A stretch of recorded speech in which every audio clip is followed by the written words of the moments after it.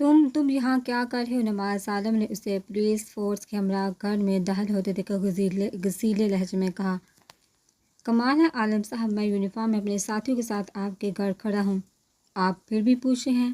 خیر کوئی بات نہیں، میں بتا دیتا ہوں مسٹر، آفرین عالم کو گرفتار کرنا ہے، پلیز انہیں بلا دیجیے۔ عادل نے سنجیدگی سے کہا، جان سکتا ہوں میرے بیٹے کو کس جرم میں گرفتار کیا جا رہا ہے؟ انہوں نے آبرو اچکائے۔ ان کے انجان بننے پر عادل کے ہونٹوں پر مسکراہٹ پھیلی۔ بالکل جان سکتے ہیں، حق ہے آپ کا۔ امثال شاہ کے ڈرائیور کریم علی کے قتل کے الزام میں یہ رہی اریسٹ وارنٹ۔ عادل نے ان کے سامنے پیپر لہرایا۔ وہ گھر پر نہیں۔ نواز عالم نے آفرین کے کمرے کا بند دروازہ دیکھتے ہوئے جھوٹ بولا۔ اس دن کے بعد سے دونوں میں بول چال نہ ہونے کے برابر تھی۔ نواز عالم اس سے بات کرنے کی کوشش کرتے تو وہ مختصر جواب دے کر خاموش ہو جاتا۔ دیکھیے عالم صاحب، پلیز انہیں بلوا دیں، ہم جانتے ہیں وہ گھر پر ہی ہیں، ورنہ ہمارے پاس سرچ وارنٹ بھی ہے۔ عادل نے انسپکٹر عباس سے ایک دوسرا پیپر لے کر ان کے سامنے بڑھایا۔ کیا بات ہے؟ کیا ہو رہا ہے؟ شور کی آواز سن کر آفرین کمرے سے باہر آ گیا تھا۔ آپ کو ہمارے ساتھ چلنا ہوگا، آپ پر امثال عادل شاہ کے ڈرائیور کے مرڈر کا الزام ہے۔ عادل نے امثال عادل شاہ پر زور دیا۔ وہ جو کچھ اسے باور کروانا چاہ رہا تھا آفرین اچھے سے سمجھ رہا تھا۔ اس دن ریسٹورنٹ میں امثال سے بے عزتی اور تھپڑ کھانے کے باوجود بھی اس نے کوئی ری ایکشن نہیں دیا تھا، بلکہ پوری کوشش کر رہا تھا کسی طرح بات نہ کھل سکے، اور جب وہ اس پر برس رہی تھی تو بھی بجائے مزاحمت کے اس کی آنکھوں میں بے بسی تھی۔ اس کے دل کا حال اس کے چہرے سے آیا تھا، لیکن عادل جانتا تھا کہ امثال اس حصہ میں انوالو نہیں ہے، وہ ہو ہی نہیں سکتی تھی، چاہے میں جتنی بھی لاؤبالی اور الٹے دماغ کی صحیح، مگر اس کو دھوکہ دینے کے بارے میں سوچ بھی نہیں سکتی۔ بے شک اس نے آج تک اقرار نہیں کیا تھا، مگر اپنے لیے اس کے جذبات اچھے سے جانتا تھا۔ صبح ڈیوٹی پر جاتے وقت اکثر اسے کہتا کہ باقی سب کی طرح وہ بھی اسے گہرائی تک الوداع کرنے اس کے ساتھ آیا کرے، لیکن وہ انکار کر دیتی، مگر اسے پتا تھا کہ وہ حویلی کی چھت پر اس وقت تک کھڑی رہتی ہے جب تک اس کی جیپ آنکھوں سے اوجھل نہیں ہو جاتی۔ صبح وہ نماز کے لیے اس سے پہلے اٹھ جاتی تھی، اور سب سے پہلے وہ اس کی پیشانی چوم کر آہستگی سے گڈ مارننگ کہتی، اور وہ جو پہلے سے جاگ رہا ہوتا تھا سوتا بن جاتا۔ اس کی یہ روٹین شادی کے بعد سے اب تک قائم تھی، اور عادل نے اس کو آج تک نہیں پتہ چلنے دیا تھا کہ وہ اس کی گڈ مارننگ کے بارے میں جانتا ہے، کہ اس صافت کا کیا بھروسہ کہ وہ اسے اس عنایت سے بھی محروم کر دیتی۔ وہ آہستہ آہستہ اس کے سارے کام خود کرنے لگی تھی۔ ہر 2 گھنٹے بعد اسے کال کرتے ہوئے کبھی وہ اسے کہتا کہ کیا وہ اسے مس کر رہی ہے، تو جواب میں یہ کہتے ہوئے مکر جاتی کہ تمہیں چیک کر رہی ہوں کہ کہیں کسی سے چکر بکر تو نہیں چلا بیٹھے۔ اس کے ایک بار کہنے پر کہ اسے اس کی لڑکوں جیسی ڈریسنگ پسند نہیں، اسے نے دوبارہ ان کپڑوں کو ہاتھ بھی نہیں لگایا تھا، حالانکہ وہ کئی دن شلوار قمیض میں انکمفرٹیبل رہی تھی۔ آئے روز کہیں نہ کہیں ٹراؤزر کے پانچے یا دوپٹے سے الجھ کر گری ہوتی تھی۔ اس کے بارے میں وہ مر کر بھی کچھ منفی نہیں سوچ سکتا تھا۔ تم ایسے میرے بیٹے کو نہیں لے جا سکتے، میں بات کرتا ہوں۔ نواز عالم نے موبائل پر کوئی نمبر ڈائل کرتے ہوئے کہا، اس کی ضرورت نہیں ہے ڈیڈ، چلیے سر میں چلتا ہوں۔ آفرین نے پہلے نواز عالم کو اور پھر عادل سے کہا، ایسے کیسے؟ پلیز ڈیڈ، جو کی ہے اس کو بکنا بھی تو ہے، اس لیے آپ کو پریشان ہونے کی ضرورت نہیں۔ چلیے سر، آفرین اسپاٹ لہجے میں کہتا ہوا خود ہی باہر کی طرف بڑھا۔ اس کے پیچھے باقی عملہ بھی نکل گیا۔ عادل نے پرسوچ انداز میں اس کی پشت کو دیکھا۔ اس کا فون بجا تو وہ چونکا متوجہ ہوا۔ تیار رہیے گا، اگلی باری آپ کی ہے۔ عادل نے امثال کی کال کاٹتے ہوئے نواز عالم سے کہا، تم اچھا نہیں کر رہے۔ اس نے شعلے اگلتی آنکھوں سے تنبیہ کی، میں اچھے سے جانتا ہوں میں کیا کروں، بیسٹ آف لک۔ باہر سے گاڑی سٹارٹ ہونے کی آواز پر ان کی طرف مسکراہٹ اچھالتا باہر آیا۔ اسی دوران امثال کی 3 کالز آ چکی تھی۔ وہ انسپکٹر عباس کو ہدایت دینے لگا تھا جب ایک بار پھر اس کا فون بجا۔ 1 منٹ۔ اس کی بار بار کال آتی دیکھ کر اس نے اسے اشارہ کیا، فون اٹھا کر کان سے لگایا۔ میں تھوڑا سا بزی ہوں، کچھ دیر میں کال بیک کرتا ہوں۔ وہ جلدی جلدی بول کر کال کاٹنے لگا۔ جب اس کی روتی ہوئی آواز سنائی دی، سالے کیا ہوا، تم رو کیوں رہی ہو؟ انسپکٹر عباس اور سہا کی موجودگی کی وجہ سے وہ سر پر ہوا۔ اس کی آواز گاڑی میں بیٹھے آفرین کی سماعت سے ٹکرائی تو اس نے کرب سے آنکھیں بند کی۔ اس دن سے لے کر آج تک وہ کئی بار اسے کال اور میسج کر چکا تھا۔ پہلے تو وہ کال دیکھتی، مگر بعد میں اس نے اس کا نمبر ہی بلاک لسٹ میں ڈال دیا تھا۔ آدھی مجھے جہاں نہیں رہنا، مجھے تمہارے ساتھ شہر جانا ہے، کسی نے کچھ کہا ہے؟ تم رو کیوں رہی ہو؟ اس نے اپنی پیشانی انگوٹھے سے رگڑتے ہوئے تشویش سے پوچھا۔ آفرین اتنی دور سے بھی اس کے لیے عادل کی فکر مندی دیکھ سکتا تھا۔ مجھے نانا نے بہت زیادہ ڈانٹا ہے، تم مجھے آج اپنے ساتھ لے کر جاؤ۔ ٹھیک ہے، میں لے آؤں گا۔ تم رونا تو بند کرو پلیز، میں نہیں رو رہی، اس نے آنکھیں صاف کرتے اسے بتایا۔ پہلے تو مجھے یہ بتاؤ، آج کل بات پر رونا کیوں شروع کر دیتی ہو؟ تم ایسی تو نہیں تھی، تم تو سب کو رلا کر بھی نہ رونے والی مخلوق تھی۔ یار پھر کیا ہوتا چاہ رہے، کہیں تم کسی دوسری لڑکی کے ساتھ بدل تو نہیں گئی، جیسے مسافروں کے بیگ بدل جاتے ہیں۔ عادل نے اس کا دھیان بٹانے کو مزاح کیا۔ تمہیں کیا پتہ نانو کتنا سختی سے ڈانٹتی ہیں، اگلے بندے کی روح فنا ہو جاتی ہے۔ وہ تو صبر کر سکتا تھا کہ یہ بات کرتے ہوئے اس نے منہ کے زاویے کئی ڈگریوں کے حساب سے بگاڑے ہوں گے۔ تم ان کو تانگ بھی تو بہت کرتی ہو، ابھی بھی یقیناً تم نے کچھ کیا ہوگا جو وہ غصے میں آئی ہوں گی، ورنہ ان کو کیا پڑی تھی۔ اچھا بتاؤ ابھی کیا کیا ہے؟ وہ جانتا تھا اس نے لازماً کچھ الٹا سیدھا کیا ہوگا، تبھی سریا شاہ نے اس کو جھڑکا ہوگا۔ میں تیزی سے سیڑھیاں اتر رہی تھی، اس نے آہستگی سے کہا۔ ایز یوزول دو سیڑھیاں پھلانگ ہی ہوگی۔ وہ اس کی سیڑھیاں چڑھنے کے انداز کو جانتا تھا، اور تقریباً صاحب بھی اس کو منع کر چکے تھے کہ اتنی تیزی سے مت آیا جایا کرے۔ پاگل لڑکی، ان کی بات مان لیا کرو نا، وہ تمہاری سیفٹی کے لیے ہی بولتی ہیں، یہ تمہارے ساتھ ساتھ ہماری بیبی کے لیے بھی خطرناک ہو سکتا ہے، ایسے تو نہیں کر دینا۔ اس کی طرف خاموشی پاک اس نے نرمی سے اسے سمجھایا۔ سوری، میں آئندہ احتیاط رکھوں گی۔ کوئی بات نہیں، تم فریش ہو کر نیچے جاؤ اور اماں جان یا خالہ سے کہہ کر ناشتہ بنوا کر لینا، میں تھوڑا سا بزی ہوں، فری ہو کر کال کروں گا۔ ٹھیک ہے ٹھیک ہے، اس نے مختصر جواب دیا۔ اور کوئی بات؟ عادل نے اس کو آہستگی سے بات کرتا دیکھ کر پوچھا۔ نہیں۔ اوکے، خدا حافظ، بیبی کا خیال رکھنا، تمہاری تو خیر ہے، اور ویسے بھی تمہیں کچھ ہو بھی نہیں سکتا، اس نے آخر میں شرارت سے کہا۔ عادی کے بچے دوسری طرف سے امثال جی ہی۔ ہاں یار، عادی کے بچے کی بات کر، اس نے کہہ کر لگا۔ وہ اس کا موڈ بدلنے میں کامیاب ہو چکا تھا۔ تم نہ مجھے بات ہی نہیں کرنی، اس نے لڑائی کے بعد اپنا ہمیشہ کا دہرایا جانے والا محسوس جملہ دہرایا اور فون کاٹ دیا۔ عادل ثانیہ کو کال کر کے مثال کا خیال رکھنے کی تاکید کرتے ہوئے اپنی جیپ کی طرف بڑھا۔ کچھ ہی دیر میں گاڑیاں اپنی منزل کی طرف چل دی۔ رات کے 8 بجے تھے۔ ڈنر کرنے کے بعد امثال میں شہریار کے ساتھ چہل قدمی کر تو ساتھ ساتھ اسے 3-4 دنوں کی اپڈیٹ بھی دے رہی تھی، جو کہ اپڈیٹ کم شکایتیں زیادہ تھی کہ فلاں نے مجھے ڈانٹا، فلاں نے باتیں سنائی، وہ کام کی وجہ سے بادل کے ساتھ آؤٹ آف کنٹری گیا ہوا تھا اور شام میں ہی واپس آیا تھا۔ عائشہ اسے فون پر امثال کی پریگننسی کے بارے میں بتا چکی تھی، جہاں شہریار نے اس کو گلے لگا کر اسے مبارکباد دی تھی، وہیں تو باولا ہوا جا رہا تھا بادل۔ اس نے صاف کہہ دیا تھا کہ وہ دونوں اپنے بچوں کے رشتے آپس میں کریں گے، جس پر سریا شاہ نے اپنی چھڑی سے اس کی کمر سینکی تھی۔ بھائی میں کیا کہہ رہی تھی کہ ہم نہ دوبارہ شہر شفٹ ہو جاتے ہیں۔ کیوں؟ یہاں کیا ہوا ہے؟ کوئی پرابلم ہے؟ عدید ان کے پاس آتے ہوئے بولا۔ یار عدید، تم نہیں جانتے، ہماری نانو آج کل پرانی فلموں کی ولن بنی ہوئی ہیں، بہت ڈانٹتی ہے، ہم سال نے منہ بنایا۔ سونے ان کی بات مانا کرو نا، وہ تمہارے لیے ہی کہتی ہیں، مجھے عائشہ نے بتایا ہے، سراسر غلطی تمہاری ہوتی ہے۔ لو جی، ایک ایک کر کے سب ان کی سائڈ لینا شروع ہو گئے ہیں۔ وہ بیزاری سے بڑبڑائی۔ تم نے شہر کیوں جانا ہے؟ میرے ہاؤس شفٹ ہو جاؤ، عدید نے کہا۔ واہ جی آئیڈیا، مجھے کیوں نہیں آیا؟ امثال کی آنکھیں چمکی تھی۔ شہریار عدید کو گھور کر رہ گیا۔ بس آج سے میں سارا دن تمہارے گھر رہوں گی، شام کو واپس آ جایا کروں گی۔ اس کا مطلب ہے ہمارے اچھے دن شروع ہونے والے ہیں۔ امان اور صدام کے ساتھ آتے دریاب نے بھی مسکراتے ہوئے کہا۔ وہ دونوں صدام کے ہاں بیٹھے تھے۔ جب ان تینوں کو لان میں دیکھا تو اٹھ کر وہیں آ گئے۔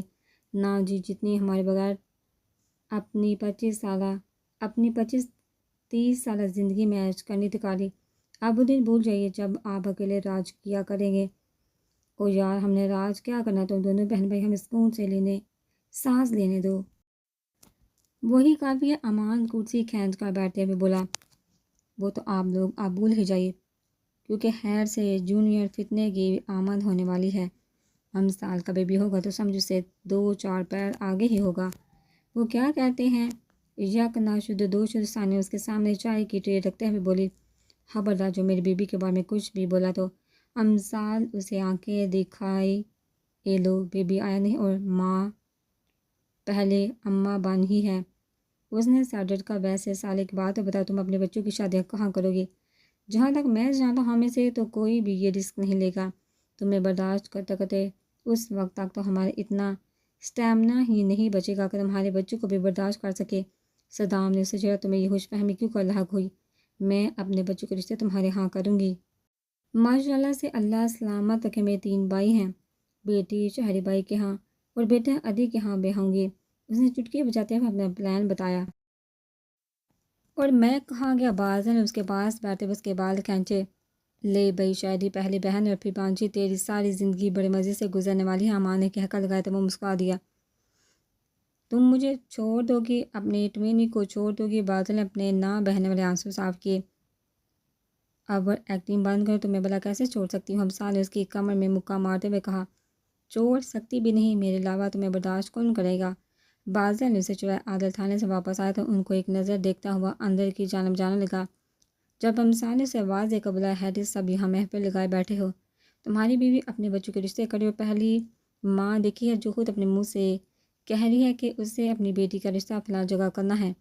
دریاب نے مسکراتے ہوئے بتایا، تمہیں پتہ ہے یہ سب ہمارے بچوں کی برائیاں کر رہے تھے اور کہہ رہے تھے کہ ہمارے بچوں کے ساتھ اپنے بچوں کے رشتے بالکل بھی نہیں کریں گے۔ ہمسا نے اسے شکایت لگائی۔ مانتا ہوں میری بیوی بونگیاں مارتی ہے، مگر تم لوگوں کا بھی کوئی جواب نہیں، اس کے ساتھ مل کر کوئی کسر نہیں چھوڑتے ہو۔ عادل نے افسوس سے انہیں دیکھا۔ چلو سالے، اندر چلتے ہیں، باہر ٹھنڈ ہو رہی ہے۔ یار بیٹھا رہنے دینا، رشتے پکے ہونے کی خوشی میں مٹھائی تو کھا لینے دے۔ صدام نے اس کو اٹھتے دیکھا بدمزہ ہوتے ہوئے کہا۔ میں چینج کر کے آتا ہوں اور خود آ کے تمہیں مٹھائی کھلاتا ہوں۔ آخر کو بچوں کا باپ ہوں، اتنا تو حق ہے نا میرا بھی۔ عادل اسے گھوٹے میں مثال کو لے کر اندر چلا گیا۔ چلو بے، ہم بھی چلتے ہیں۔ دریاب اٹھے ہوئے بولا تو باقی سب بھی ایک ایک کر کے اٹھ گئے۔ میری سمجھ میں نہیں آ رہا دونوں کہاں جا سکتے ہیں، 10 بجنے کو ہیں، نہ تو سالے واپس آئی ہیں اور نہ ہی عادل۔ شہریار پچھلے 1 گھنٹے سے بے چینی سے ہال میں ٹہل رہا تھا۔ آفس سے واپس آنے کے بعد اسے عائشہ نے بتایا تھا کہ وہ ابھی تک شہر سے واپس ہی نہیں آئی۔ بھائی کیا کوئی پریشانی ہے؟ بادل جو اپنے کمرے سے آ رہا تھا اس کو پریشان دیکھ کر پوچھا۔ سالے ابھی تک گھر نہیں، عادل بھی غائب ہے، اوپر سے دونوں میں سے کوئی بھی کال نہیں ریسیو کر رہا۔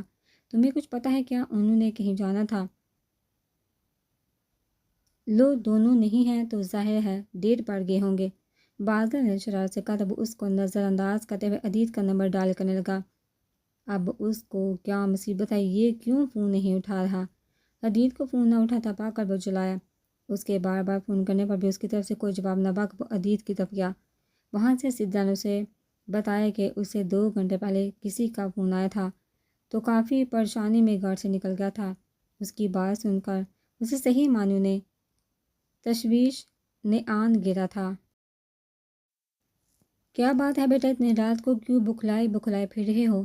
مردانہ خانے سے نکلتے راسم شاہ نے اس کو ہونک بنا دے کر پوچھا۔ بابا صالح اور عادل گھر نہیں آئے اور نہ ہی فون اٹینڈ کر رہے ہیں۔ عدید کا پتہ کیا تو وہ بھی 2 گھنٹے پہلے کہیں چلا گیا ہے اور حد یہ ہے کہ وہ بھی فون نہیں اٹھا رہا، کسی کام سے گیا ہوگا۔ اور صالح اور عادل دونوں گھر پر نہیں ہیں تو وہ ساتھ ہی ہوں گے۔ تم ٹینشن نہ لو، چلو اندر، ایسے ہی سنجیدہ ہو جاتے ہیں۔ راسم شاہ نے اس کی کمر پر تھپکی دیتے ہوئے کہا اور کندھے پر ہاتھ رکھ کے اندر لے آئے۔ نہیں بابا، کچھ تو ہوا ہے، مجھے دوپہر سے بہت بے چینی ہو رہی ہے، ایسا لگتا ہے کچھ بہت برا ہونے والا ہے یا ہو چکا ہے۔ شہریار نے اضطراب کے حال میں گردن پر ہاتھ پھیرا اور دوبارہ عدید کا نمبر ملایا۔ تیسری بار پر اس نے فون اٹھا لیا تھا۔ کہاں مرے ہوئے تھے، کب سے فون کر، جیسے اس نے فون اٹھایا وہ اس کے سنے بغیر چیخا تھا۔ اس کی آواز اتنی اونچی تھی کہ کر کے سبھی لوگ اپنے اپنے گھروں سے اپنے اپنے کمروں سے نکل آئے تھے۔ بولو چپ کیوں ہو، کہاں ہو؟ اور صالح کا کچھ پتہ ہے کہاں ہے؟ وہ ابھی تک گھر نہیں آئی۔ میں کچھ بکواس کر رہا ہوں، آدھی رات کو کہاں دفع ہو؟ اور صالح بھائی، صالح عدید کی روتی آواز سن کر وہ ساکت ہوا۔ کیا ہوا صالح کو؟ اس نے روندی آواز میں اسے کچھ غلط ہونے کا پتہ دے رہی تھی، پر غور سے عدید آگے بھی بولو، کہاں ہے صالح، تم کہاں ہو؟ اس کی طرف سے خاموشی پا کر اس کا باس نہیں چل رہا تھا کہ وہ اس کے سامنے ہوتا اور وہ اس کا منہ توڑ دیتا۔ بھائی، صالح کو گولیاں لگی ہیں، اب کی بار بتاتے ہوئے وہ باقاعدہ رو پڑا۔ شہریار کو لگا جیسے کسی نے اس کا کانوں میں سوٹ پھونکا ہو۔ اس کا زرد پڑتا چہرہ قدموں کی لڑکھڑاہٹ دیکھتے ہوئے دریاب نے اس کے ہاتھ سے موبائل پکڑا۔ شہریار ساکت سا نیچے بیٹھتا چلا گیا۔ دریاب کے فون کان سے لگا تو دوسری طرف سوہتی سے بات کر کے ہاسپٹل کا ایڈریس پوچھ کر فون بند کر دیا۔ چاچو، صالح کو گولیاں لگی ہیں۔ دریاب نے راسم شاہ کو دیکھتے ہوئے کہا جو نہ سمجھی سے شہریار کی حالت دیکھ رہے تھے۔ یا اللہ، ساریہ بیگم کا ہاتھ بے احتیاط سینے پڑ گیا۔ پلیز چاچو سنبھالیے خود کو، عدید اکیلے ہاسپٹل میں ہیں، ہمیں جانا ہوگا ان کو۔ سن کھڑے دیکھ کر دریاب نے اس کے کندھے پر ہاتھ رکھا۔ بھائی ریلیکس، کچھ نہیں ہوگا، وہ ٹھیک ہوگی، اٹھیے چلے، ہمیں اس کے پاس جانا ہے۔ بادل نے زمین پر بیٹھے شہریار کے پاس بیٹھتے ہوئے کہا، نہیں بازی، وہ ٹھیک نہیں ہے۔ تم نے دیکھا نہیں، عدید رو رہا تھا۔ تم جانتے ہو وہ اتنی جلدی پریشان ہونے والوں میں سے نہیں ہے۔ نہیں ہے وہ ٹھیک۔ شہریار نے نفی میں سر لایا، میں ہاسپٹل نہیں جاؤں گا، میں کوئی بری خبر نہیں سن سکتا۔ اگر کوئی ایسی ویسی خبر سننے کو ملی نا تو میں مر جاؤں گا۔ اس نے بازل کو پیچھے دھکیلا۔ دریاب بھائی آپ لوگ جائیے، میں بائی کو لے کر آتا ہوں۔ دریاب کو ہال کے دروازے میں منتظر دیکھا بازل نے کہا تو وہ ساحلہ تک واپس مڑ گیا۔ بائی یہاں دیکھیے، میں آپ کے سامنے صحیح سلامت بیٹھا ہوں نا، ہے نا؟ تو وہ تو میری ٹوئنی ہے، اس کو کیسے کچھ ہو سکتا ہے؟ بازل نے اس کا چہرہ تھام کر اپنی جانب موڑا۔ آپ کو پتہ تو عدید کو ایسے ہی تانگ کرتی، ابھی بھی تانگ ہی کر رہی ہوگی، اور وہ صدا کا ایموشنل اس کی شرارت میں آ گیا ہوگا۔ آپ جائیں گے تو اس کی ساری مستی ختم ہو جائے گی۔ بازل نے اس کی آنکھیں صاف کرتے ہوئے کہا، وہ الگ بات ہے کہ اس کے اپنے آنسو بہنے شروع ہو چکے تھے۔ تم جھوٹ بول رہے ہو، مجھے بہلا رہی ہو، میں نہیں جاؤں گا۔ اس نے اس کا ہاتھ جھٹکا، بھائی پلیز چلیے، سب چلے گئے ہیں، آپ کو نہ کر جان کو آ جائے گی۔ بازل نے ان کا ہاتھ پکڑ کر سے اٹھایا، اسے کھینچتے ہوئے لا کر گاڑی میں بٹھایا اور خود ڈرائیو کرتے ہوئے حویلی سے نکل گیا۔ وہ دینوں سے ہاسپٹل لے کر آئے تو ڈاکٹر نے سوہا اور عادل کی پولیس یونیفارم میں دیکھتے ہوئے اسے فوری ایڈمٹ کر لیا۔ راستے میں وقفے سے دونوں کا موبائل بتا رہا تھا، مگر انہیں ہوش کہا تھا کہ وہ اٹھا لیتے۔ اس کے کندھے اور پیٹ سے نکلتا خون دیکھ کر سوہا نے اس کی بیوقوفی کا احساس لاتے اس کے پیٹ اور کندھے پر کپڑا باندھنے کا کہا تو عدید نے اپنی شرٹ اتار کر اس کے پیٹ پر اور عادل کی شرٹ کندھے پر باندھی۔ ڈاکٹر سوہا کو بتا رہا تھا کہ خون ضائع ہونے اور پریگنینسی کی وجہ سے اس کی حالت کریٹیکل ہے، اس لیے وہ کوئی امید نہیں دلا سکتے۔ عدید جو دیوار کے ساتھ لا کر بیٹھا کسی چیٹی کی مانند اس پر جھپٹا تھا۔ اگر میری بہن کو کچھ بھی ہوا نا ڈاکٹر تو تمہیں تمہارے عملے کو زندہ زمین میں دفن کر دوں گا۔ اس کا گریبان پکڑتے ہوئے بگڑا تو اس کا رنگ اڑا۔ سر پلیز کیا کریں، انہیں اپنا کام کرنے دے۔ سوہا نے اس کو بازو سے پکڑ کر پیچھے ہٹانا چاہا۔ آپ سن نہیں رہی کہ کیا کہہ رہا ہے کہ کچھ کہہ نہیں سکتے؟ یہ میری بہن کے بارے میں ایسے کیسے کہہ سکتے ہیں؟ اس کی ہمت بھی کیسے ہوئی؟ وہ لہو رنگ آنکھیں ڈاکٹر پر گاڑے ہوئے دوڑا۔ اوکے وہ جسٹ ایک بات کر رہے ہیں، آپ ریلیکس رہیں اور آپ پلیز جائیے پیشنٹ کو دیکھیے۔ سوہا نے اس کے ہاتھ ہٹاتے ہوئے ڈاکٹر سے کہا تو اس نے ایک جھٹکے سے اسے گریبان چھوڑا۔ وہ ڈاکٹر اپنے چہرے سے پسینہ صاف کرتے ہوئے دوبارہ پیشنٹ تھیٹر میں چلا گیا۔ کچھ دیر میں نرس نے آ کر بلڈ ارینج کرنے کو کہا۔ بلڈ گروپ میں میچ ہونے کی وجہ عدید اٹھ کر ان کے ساتھ چلا گیا۔ بلڈ لے کر واپس آئے تو شہریار کی پھر سے کال آتے دیکھ کر لب بینچ کا رہ گیا۔ اسے سمجھ نہیں آ رہا تھا وہ شہریار کو کن لفظوں میں بتا، اس کی مثال کے ساتھ اٹیچمنٹ اچھے سے جانتا تھا اور ہمیشہ سے ہی شکوا رہا تھا کہ وہ سب بہن بھائیوں سے زیادہ پیار اس سے کرتے تھے اور جواب میں وہ بھی اسی پر ہی جان دیتی تھی۔ کوئی بھی الٹی سیدھی حرکت کر کے وہ سیدھی شہریار کے پاس جاتی اور وہ بھی ایسے بچا لیتا کہ جیسے کچھ ہوا ہی نہ ہو۔ ابھی وہ سوچ ہی رہا تھا کہ کیسے بات کرے، اس کی دوبارہ سے کال آنا شروع ہوگی۔ خود کو کمپوز کرتے ہوئے اس نے فون اٹھایا تو وہ اس کے سنے بغیر چیخ پڑا۔ اس کا انداز اسے صاف صاف بتا رہا تھا کہ وہ محسوس کر چکا تھا کہ کچھ ہوا اور وہ جو خود کو بی بریو کہہ کر بات کرنا چاہ رہا تھا، اس کی آواز سنتے ہی رو پڑا۔ سوہا نے اسے موبائل پکڑ کر ذرا آپ کو ہاسپٹل کا ایڈریس دے کر بھیجنے کا کہا۔ عادل تو وہاں ہو کر بھی وہاں نہیں تھا، جب سے آیا تھا خاموشی سے بینچ پر بیٹھا آتے جاتے لوگوں کو حالی نظروں سے دیکھ رہا تھا۔ سوہا نے ایک دو بار بات کرنے کی کوشش کی تو اس نے ایسے دیکھا کہ اسے اس کی دماغی حالت پر شبہ ہونے لگا تھا۔ کچھ ہی دیر میں 3 گاڑیاں آگے پیچھے ہاسپٹل کے سامنے آ کر رکی۔ بادل نے بھی ان کے پیچھے ہی گاڑی لا کر روکی۔ ان میں سے نکلتے اتنے لوگوں کو دیکھا سب نے حیرانگی سے دیکھا۔ ریسپشنسٹ پر ایمرجنسی وارڈ کا پوچھ کر وہ سب تیز قدموں سے اس طرف چل دیے جس کی نظر پڑ رہی تھی۔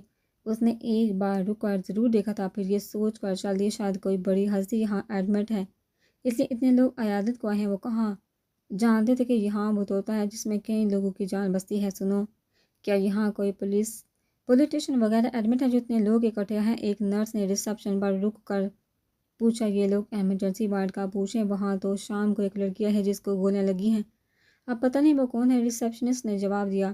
لگتا ہے کوئی بہت ہی اہم لڑکی ہے۔ وہ نرس سر ہلاتی ہوئی چلی گئی۔ وہ سب آپریشن تھیٹر کے سامنے پہنچے تو عدید کو زمین پر جبکہ عادل کو بینچ پر بیٹھے پایا۔ قدموں کی آہٹ پر اس نے سر اٹھایا۔ دریا مصباح شاہ امان کے ساتھ ساتھ راسم شاہ ساریہ بیگم کو آتے دیکھا۔ ان کے پیچھے ثانیہ عائشہ اور ریمل اور ہتیجہ بیگم تھی۔ سب سے اہم حفاظت شہریار کا بازو تھامے آ رہا تھا۔ نزدیک آنے پر وہ اٹھ کر شہریار کے گلے لگ کر پھوٹ پھوٹ کر رو دی۔ اتنے سارے لوگوں کو وہاں پا کر سوہا کا منہ کھلا مگر کچھ کہنے کی ہمت نہ پا کر کہ ڈاکٹر کا حال دیکھ چکی تھی۔ بس کرو نا، اگر تم لوگ ہی ایسا کرو گے تو ماموں ممانی کو کون سنبھالے گا؟ اماں نے آگے بڑھ کر ان کو الگ کرتے ہوئے کہا۔ سالک کہاں ہے؟ مجھے اس کو دیکھنا ہے۔ شہریار آپریشن تھیٹر کی طرف بڑھا۔ تم رکو، میں پتہ کر کے آتا ہوں۔ ذرا نے اس کو پکڑ کر بٹھایا۔ خود سوہا سے پوچھ کر ڈاکٹر کے کمرے کی طرف بڑھا۔ یار حوصلہ کر، کیا حالت بنا رکھی؟ اللہ سے دعا کرو وہ ٹھیک ہو جائے گی۔ اتنے سارے لوگوں کے ہوتے ہوئے اسے کچھ کیسے ہو سکتا ہے؟ ذرا نے عادل کے پاس بینچ پر بیٹھتے ہوئے کہا۔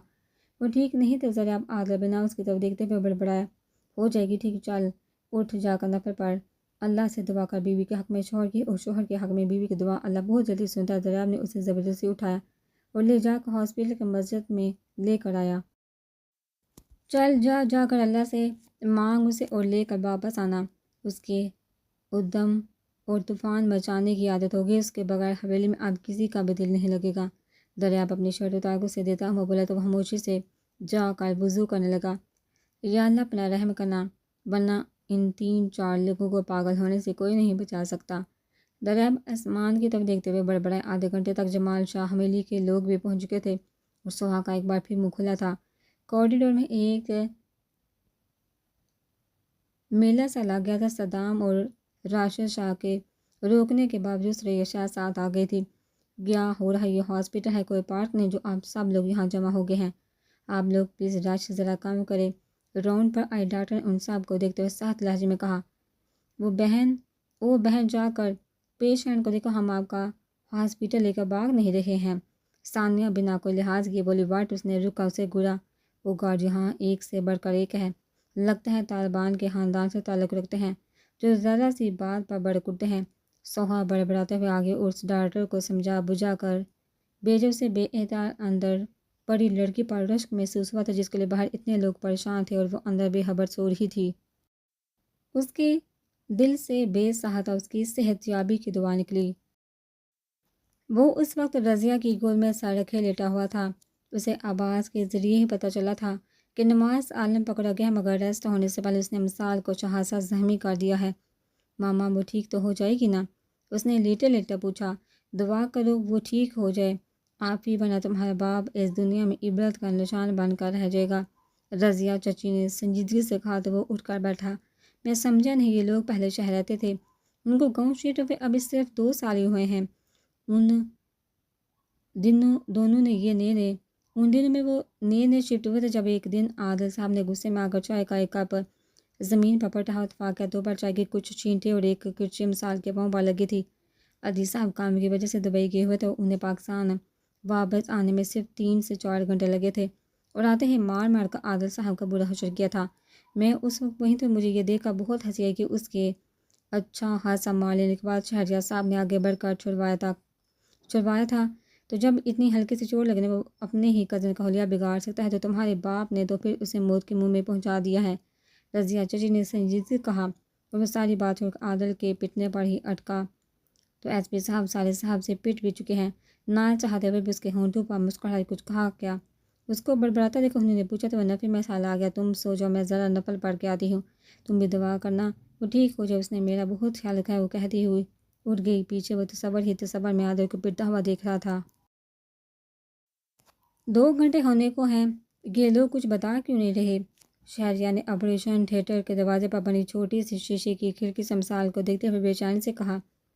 اس کے ساتھ ہی بازل بھی دروازے سے لگ کر کھڑا کسی گہری سوچ میں گم تھا۔ ہر وقت اسے غیر سنجیدگی کا سبق دینے والی ساریہ بیگم نے اس کو اتنا سنجیدہ دیکھا تو بے احتیاط رو دی۔ امان کی اس پر نظر پڑی تو وہ اسے دیکھتا ہی رہ گیا۔ اسے لگتا تھا کہ وہ زندگی میں کبھی سیریس نہیں ہو سکتا، وہاں کتنی بھی بڑی بات کیوں نہ ہوتی وہ چٹکی میں اڑا دیتا، مگر اس کی توہین کی تقریر نے اس کا لاؤبالی پن چھین لیا تھا۔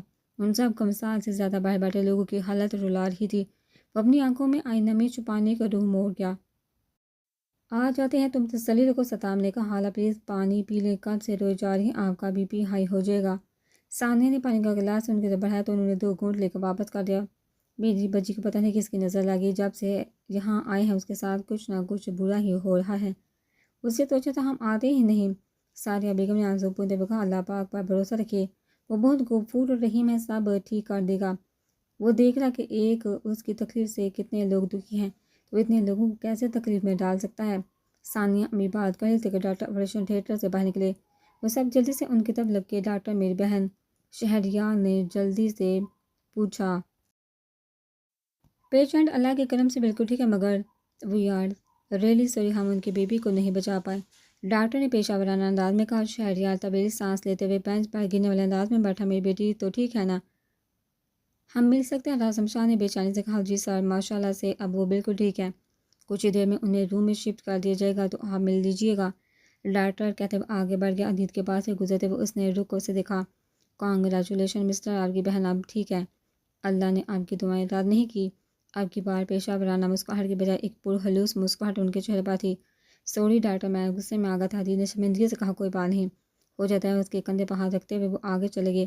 میں نے کہا تھا نا کہ اسے کچھ نہیں ہوگا، وہ بالکل ٹھیک ہوگی۔ بادل شہریار کے پاس بیٹھے وہ بولا تو وہ سر ہلاتے ہوئے مسکرا دیا۔ صدام نے دریافت کو کال پر بتایا۔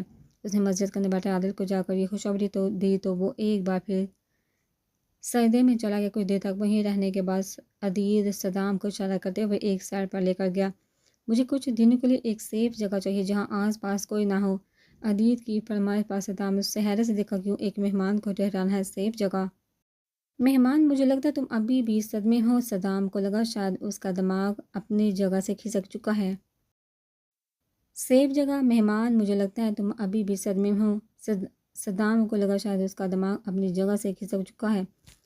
میں بالکل ٹھیک ہوں۔ مجھے کچھ دنوں کے لیے ایسی جگہ چاہیے جہاں میں ڈسٹرب ہوئے بغیر اپنا کام کر سکوں۔ اب بتاؤ پرووائڈ کر سکتے ہو یا نہیں؟ پہلے یہ بتاؤ تم کرنا کیا ہے؟ صدام کو اس کے تیور کھٹکے جس کی وجہ سے اتنا سب کچھ ہوا ہے۔ اس سے ملاقات تو بنتی ہے، تو بس اس سے ایک میٹنگ کرنی ہے۔